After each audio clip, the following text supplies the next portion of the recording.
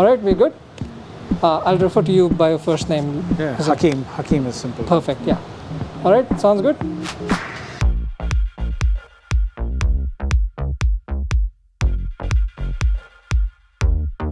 Every time the Olympics comes up as a topic of discussion, images of track and field athlete pop up.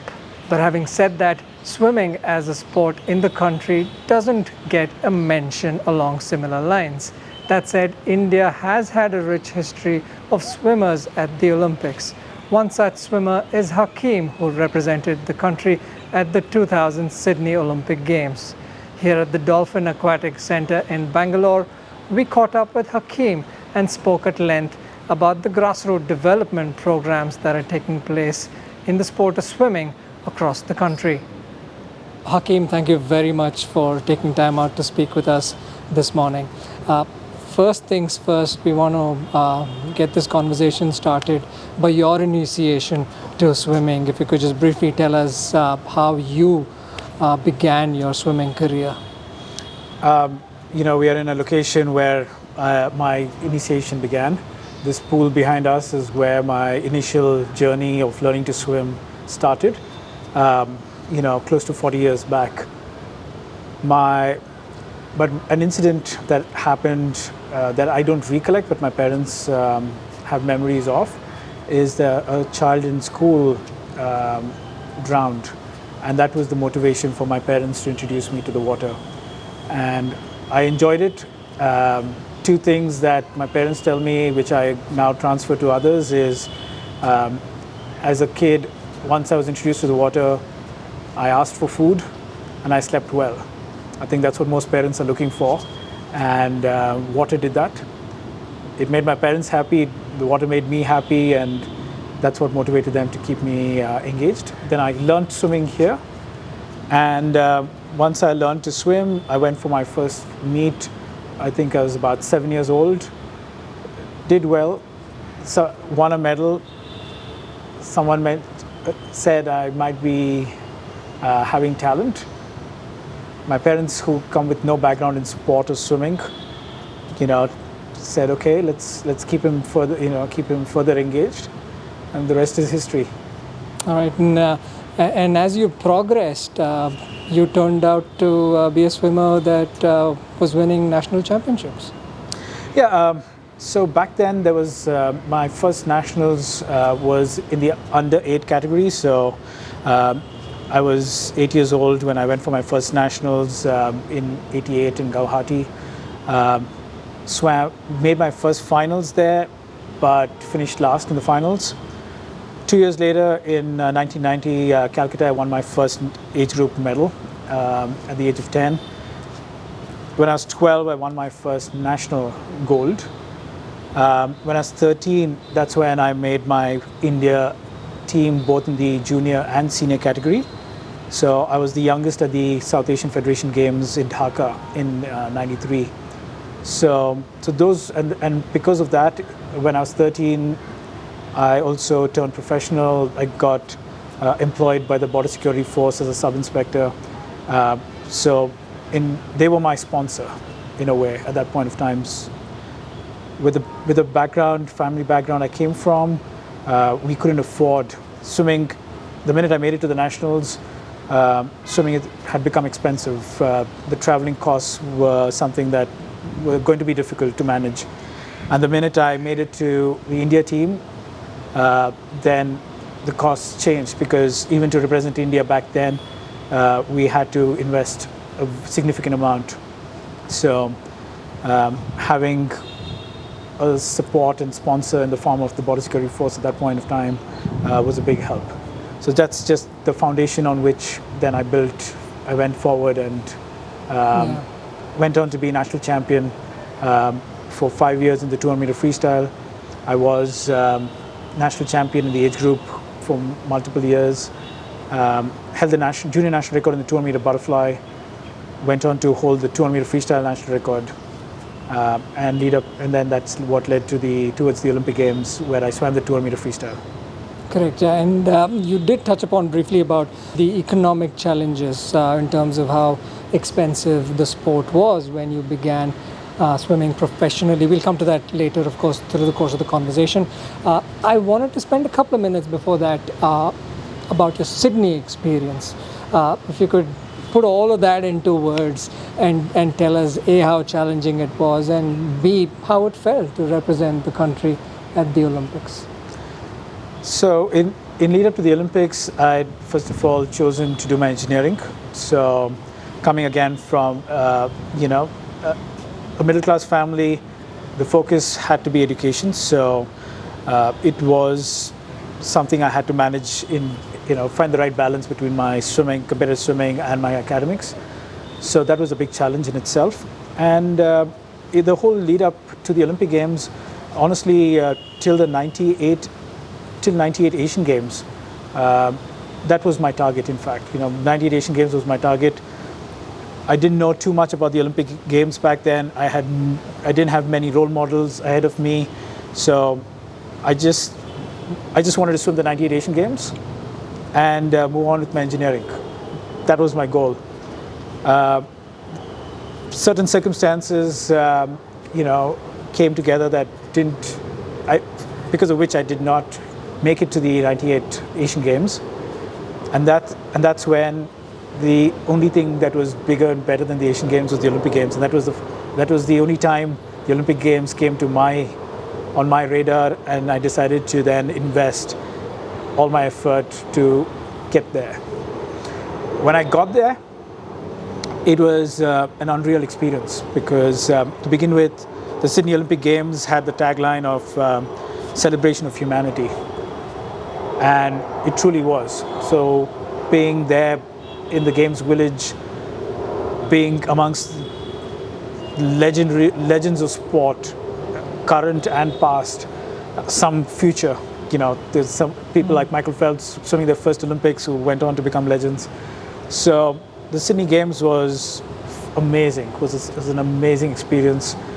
It was very uplifting as an athlete because back then, as an athlete, you always felt dispensable.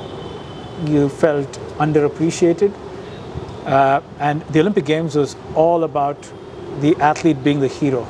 Once you made it to the Olympics, it didn't matter whether you were a world record holder or Olympic gold medalist. Everyone was treated equal and made to feel special.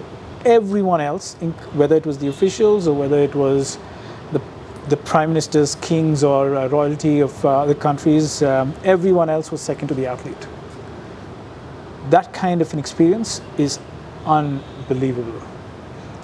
And the other description I have is it was like the Noah's Ark, because at one place you had the best sampling of the human species from around the world.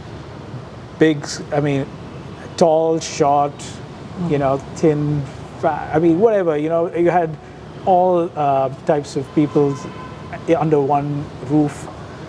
So phenomenal experience. Yeah, and you of course were unable to make the semi-finals, but you put in a good show that day. Yeah, for me, making it to the Olympics was, for me, at that point, the biggest goal. I was far behind. I was, compared to world standards. So making it into the semifinals back then was not even an option. So I went in to soak in the experience, and I did my best at that point of time. I did my best morning swim, and that was what I took away. Sure. And of course, you transitioned thereafter, worked for multiple years in the technology business. Somewhere along the way, you felt the need to get back and work in the sporting ecosystem, right? If you could share a bit about what you saw in the ecosystem that drew you back to sports, and what problems were you trying to solve at the time? Well, to begin with, I loved what I was doing in the tech world. I was with TCS. This is in the telecom domain. It was a great time frame where the telecom industry itself was going through some massive transformation. And I was in the thick of it, and I really enjoyed it. It was a chance meeting with a senior from school who, this was in New York, that we happened to be at a common friend's place, that a conversation began, and we said, okay, if there's something beyond what we were doing that we would like to put in our energies towards, we found that sport was something that was close to our heart. And so I was doing really well in the technology space. When I told my parents that I was keen to get back into sport, they chose to, they encouraged me to look at any other option other than sport. Because back then there were not too many, there didn't seem to be light at the end of the tunnel. And, they felt that, again, with my background, they felt that there could be many more opportunities beyond sport. So it was a tough decision to get back into sport. But what made it easier was the group of people that I was beginning the journey with. The problem we were trying to address, or the belief we came with, was India had tremendous talent and tremendous potential. It just needed good people to come back into sport. And so I had to even explain that to my parents, saying, because the reason why they didn't want me to be in sport was when they looked around, they didn't see, the people that were involved did not make them feel motivated. But the whole idea was that if good people don't get into sport, it will not change. So that was the motivation to get back. And it's been an ongoing journey, starting with proving that, first of all, India had talent to be good in sport. Because in 2006, we still had very sporadic results in different sports. Nothing that was, continuous, that gave comfort and confidence that Indians could be world beaters consistently. And so systems had to be put in place to not only create that pathway, but also increase the breadth of talent. And the role we took up at Go Sports initially was to work with India's top athletes across different sports. We coincidentally began with a swimmer, Veer Dhawal Khade, who had just broken my national record after 6 years. And, and that's been an ongoing journey, of putting the different layers together. Perfect. And since then, you've probably seen a lot change in the landscape. But having said that, there are, still several, problems that need solving. At the moment, specifically for swimming, what are some of these challenges that need solving? So, when we began the journey of focusing on swimming in 2013, the question we asked was, how do we improve the quality and quantity of participation in sport?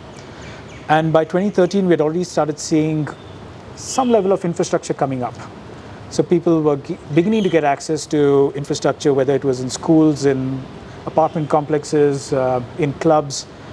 Then, of course, there was municipal pools that were coming up. So the infrastructure existed to some extent, often built cosmetically, not for high performance usage, but at least there was a starting point. Where we found a big gap was in the way people were introduced to the water. Even those who were fortunate, right? I mean, even those who were fortunate to have access, we found that they were not introduced to the water in the right way. And like any subject, we found that the teacher makes a big difference. Whether you love math or not often depends on the teacher that introduced the subject to you. So swimming, which has somewhat of a similar complexity, different medium that challenges you, we realized that the big gap was on teachers, and teachers were never part of the conversation prior to that. So we began with introducing teachers who would teach swimming and water safety in a safe, structured manner, and that's an ongoing journey. So that's the biggest gap that is still work in progress. In parallel, of course, an analogy that I often use is the hardware software. So when we began with the assumption that we have some hardware to work with. How do we put the software, starting with people and teachers in particular? And as people started seeing the outcomes improve with both participation and performance, the next obvious question was on how do we improve the infrastructure, and that's the other part of that's the other piece of the puzzle that we started fixing, with an Italian partner which called Mirta Pools, which builds the best pools in the world. Currently, they built all the pools at the Paris Olympic Games, and are the Olympic partners for Paris. So yeah, that's work in progress on that front as well. So. Starting at the fundamentals, high quality grassroots programs, along with good quality infrastructure, are the two pieces of the puzzle that need to be expanded if we really need to facilitate access and then facilitate good quality starting points for learning to swim and then creating the pathway to swim for life. Perfect. And we'll touch upon both of those aspects over the next few minutes. I want to start by talking about the grassroots a little bit. According to you, when you look at the Indian kids, the way that they're built, is that a hindrance in terms of genetics, the way that they're built, or that is all right, that it's the people that can be worked with and developed into Olympians? So you use the word genetics, and I think very often that I feel like it's used as a word that's almost equivalent to rocket science, and it's a conversation stopper because everyone says, "Oh my God, genetics! How do I disprove that?" The only other way that we believe that India's got the talent, because just generally the world of sport has been an unequal playing field, starting with access to legacy to know-how, and we've seen in various geographies as those challenges have been unlocked or solved, suddenly so-called populations that were not meant to be playing a particular sport or doing certain things suddenly stand up and perform. So even Indian swimming has gone through a lot of transformation. Today we've started knocking on the doors of almost winning consistently at the Asian level. We get disappointed if you're not winning at the Asian level, at least one medal. We now have some swimmers who are knocking at making semi-finals. But of course, we are still talking about those who have been introduced to the water possibly 15 years back. So the new generation who have just started being introduced to better ways of learning, who will come up, we should see a new surge or a new wave by the 2028, 2032. The ones who have just been introduced to the water over the last 10 years are the ones who will now start becoming visible. So we definitely see that beginning to change the conversations of genetics. Today, Indian athletes have access to everything. I mean, at least there's international know-how, equipment, technology. Things are beginning to change. So performances will soon come. Perfect. That's very heartening to hear. So the way that we Indians inherently are built is not a problem. That's what you're saying. But there's a lot that needs to go into the development of a swimmer.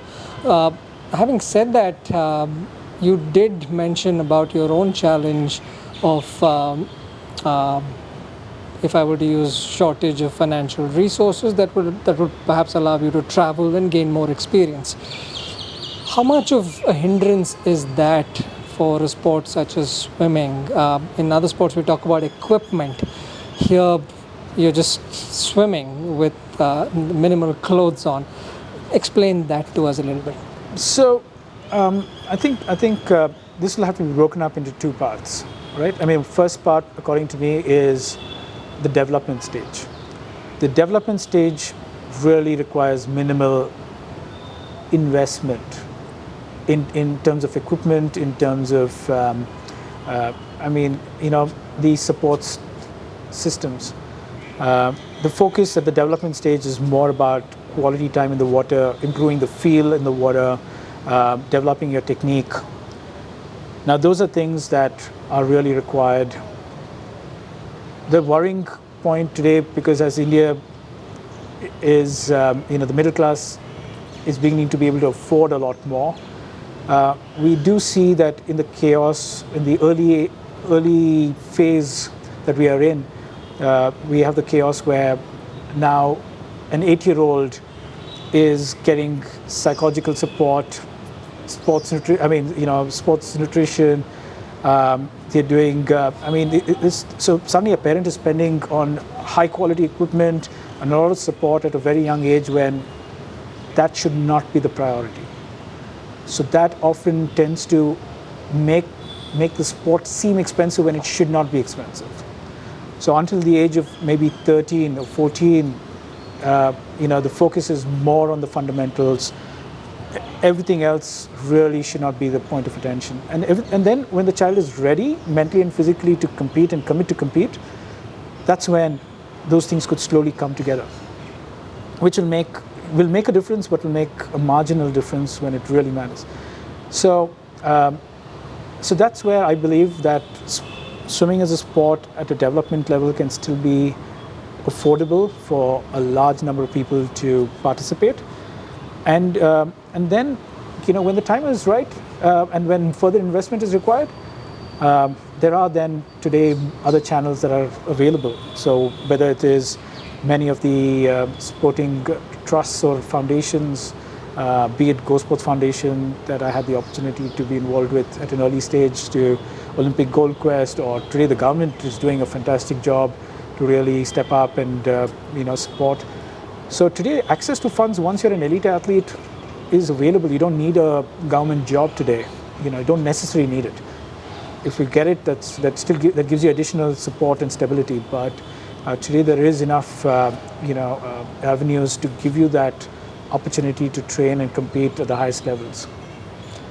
Almost as if it seems like there really aren't too many challenges, right? There's access to public pools like the ones behind us. You're telling us that in the early stages there's not much investment that's needed. When of course they hit the elite levels, all these mechanisms come together to make the next push. But having said that, at the world level, where are our athletes at the moment? They're getting close at the Asian circuit, but at the European or the rest of the world circuit, we don't see them podiuming as much, right?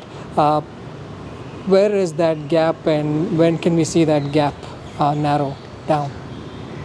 So like I said, we've started having the one-offs, who are knocking on the doors, who are doing well, making finals at the Asian Games, making finals of the Commonwealth Games, making finals of the World Juniors. Now you have to be aware that the world of swimming is probably the most competitive. You got close to 200 countries that participate. Everyone is digging for that one-off Michael Phelps, talent that can boost their medal tally. So we're dealing with a sport that does have a lot of medals, and everyone's looking for the talent, and everyone's making proactive investments. So strategically, if India needs to unlock its potential and be on the medal table, swimming is a critical sport to focus on. Now, to catch up on the gap, I think one is benchmarking is one point that I would highlight, because today we're still very happy being national champion. But national champion today is not the same as being national champion in the US or Australia, because national champion there would mean you're almost world champion. So we need to change the benchmark. We need to make world standards visible. Now, there are two ways of making it visible. One is we paste it on the walls and say, these are the time standards, that everyone needs to aspire towards. We've tested that in the past a long time back, and we realized that didn't make a difference, because suddenly, you're training every day. It's a lonely sport. If you're the best already in the water, you don't have much to push further. And unless there's a time target, then you know whether you're in that direction or not. The second is, of course, competition. I think what India definitely needs to build on is bringing high quality athletes to India to compete here, so that starting with the swimmers to then the coaches, the parents, the whole environment, all the stakeholders can actually see what's happening, and that's what's begun to happen in other sports. as they've created platforms, whether it's a league or other events, to bring some of the best talent to India, we've seen them, step up. So I feel, that's events will also help. Having consistently a set of high quality international events, attracting high quality talent to come and train and compete here, that will help. A big gap stopping that was the quality of infrastructure. As the quality of infrastructure has been improving in India, now that's beginning to happen. Perfect, and that's another positive aspect that you're highlighting as well. Now, if you were to, look ahead, over the next decade or so, do you see more Indian swimmers hitting the qualification mark for the Olympics down the road, just so that we can avoid relying on universality as a quota sport? You see more of that happening? Yeah, I can tell you firsthand that is everyone thrilled about the fact that this time Indian swimmers had to rely on the universality? No. There is massive disappointment. Way back when I began my journey, making universality was good enough, was a massive achievement. Today, it's a disappointment.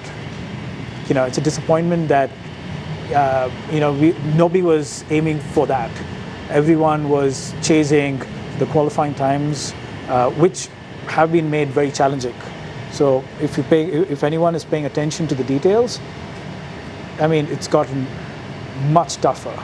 So while it's easy to just say that we've gone backwards and we've had to rely on universality, is not entirely fair. And I feel like the swimmers, beyond the ones that Srihari and Dinidi who have made it, I know that many other swimmers have done fantastically well. Eventually, unfortunately, we landed up in a situation where we had to depend on this universality. But your question of going ahead, like I said, we're not satisfied. Everyone's disappointed on this outcome, and that's a positive sign. And we believe that we're not everyone wants to not depend on one athlete in male and female. We want to ensure that we have a big basket of male and female swimmers that are comfortably qualifying, which would eventually mean that we are in the top 16 at least, or knocking on the doors of the semifinals comfortably. And then like I said, the goals, with even the work we are doing at Swimming Matters and in supporting the larger environment, the goal is Olympic gold. I think that's what we believe India has the talent and potential for.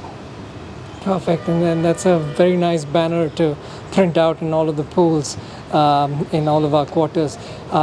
Final question to you, Hakim, right? When we talk to parents and when you look at young kids, and parents are very welcoming to induct a kid into a cricket coaching camp, but they would probably think twice or wait for the summers to send kids to the nearby swimming pool. What keeps the parents away from sending their kids into an active swimming program?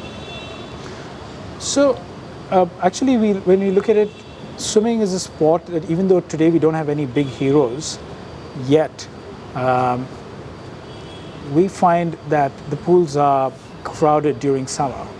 There's a natural understanding that children, at least in the urban cities, there's an understanding that children need to be introduced to the water. That's a good starting point. Where we need to build on is educating the environment that swimming and water safety is not a 15-day exercise in summer. It is a slow, long-term progression. A child who's introduced to the water at the age of 5 for 15 days in a summer camp will not be able to execute anything with confidence when they're 10 years old. They physically change. The same thing is going to be more different when they're 15 years old. They're physically, again, different. So every time your body changes, the balance changes, your comfort and confidence in the water will reduce. That's the reason why successful countries figure out how to introduce people to the water in a fun, attractive way, and then have a way to keep them engaged for life, so that they can, keep in touch in a slow, steady, progressive manner. Like, again, just taking a subject like math, it's not either you know how to do the 10 standard maths or nothing. There are slow, progressive steps that you learn and you build on over many years. And hopefully, if you have a system that is attractive and helps you understand what you're learning, it'll help you, we want people to stay consistently for life. And if people have the right skills, right comfort, confidence, then when they are at the right age, they will perform. Perfect. And so, in effect, what you're telling us is the swimmers have everything in this country, right? Physiology is not a talking point anymore. Access is available. The coaching ecosystem is improving. Also, the end goal is visible. And as the swimmer does progress, the ecosystem tends to take care of the swimmer. So all the pieces of the puzzle are pretty much where they have to be for the larger problem to be solved. Thank you very much for the work that you're putting in. I must add, to all of this, what is required, the two ingredients that are required right now is patience and continuous participation. And you don't see any hindrance to those? Well, I think today it's getting unlocked. I think we spend a lot of time focusing on all the challenges. So challenges will be there.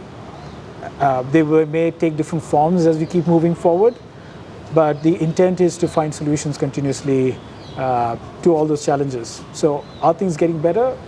Yes. Perfect. Things are getting better. The two P's for swimming development: patience and participation. And we'll end on that note. Hakim, thank you very much for spending time with us. Thank you for all the work that you're putting in. And hopefully we will not have to wait for another 2 decades to see someone make the semi-final, if not the podium, and win gold, like you said. Thank you very much. Thank you. Thank you. Pleasure.